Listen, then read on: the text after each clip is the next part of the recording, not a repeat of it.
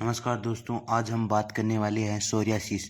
सबसे पहले हम बात करते हैं सोरियासिस का इंट्रोडक्शन क्या है। Psoriasis word drive from Greek word psora, it means itching. यानी सोरियासिस वर्ड है वो ग्रीक वर्ड सोरा से आया है जिसका मीन्स है इचिंग।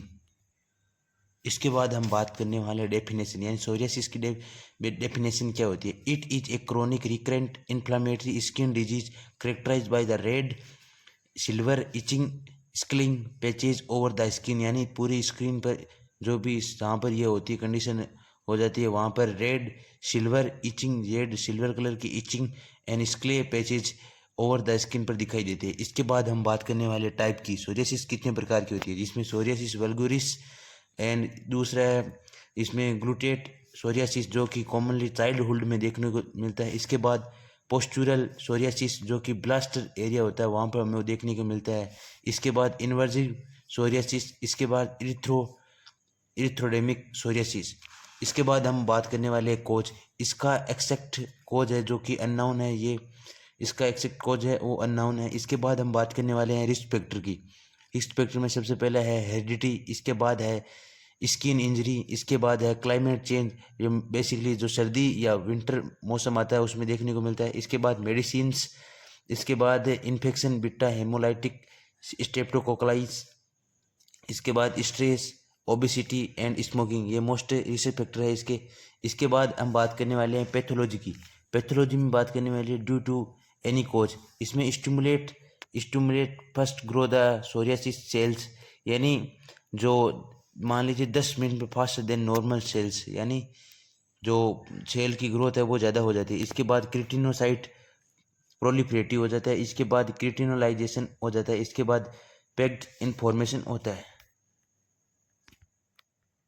इसके बाद हम बात करने वाले हैं साइन एंड सिम्टम, जिसमें red spot on the body, dry swollen inflamed patches cover in the skin, silver white plaques, इसके बाद क्रस्ट फॉर्मेशन, इसके बाद raised and thick skin, itching and burning sensation, bleeding from silver white patches, इसके बाद pitting nails.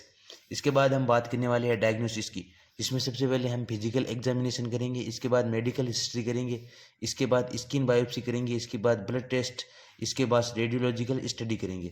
इसके बाद हम इसका मैनेजमेंट क्या करने वाले। मैनेजमेंट में हम 3 प्रकार के मैनेजमेंट करेंगे, जिसमें topical therapy, systematic therapy and phototherapy.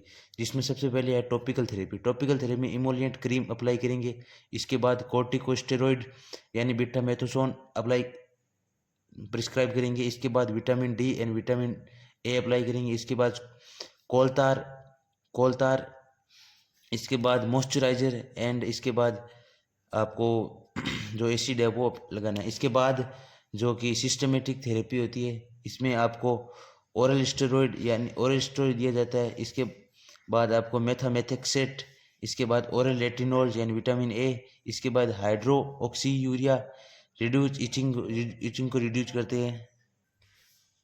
इसके बाद हम साइक्लोप्रिन देते हैं जो कि प्रिवेंट करता है इम्यून सिस्टम को, रिस्पॉन्स को प्रिवेंट करता है। इसके बाद हम फोटोथेरेपी देते हैं। फोटोथेरेपी में ultraviolet lights kill the over acting WBC who kill with healthy skin cells.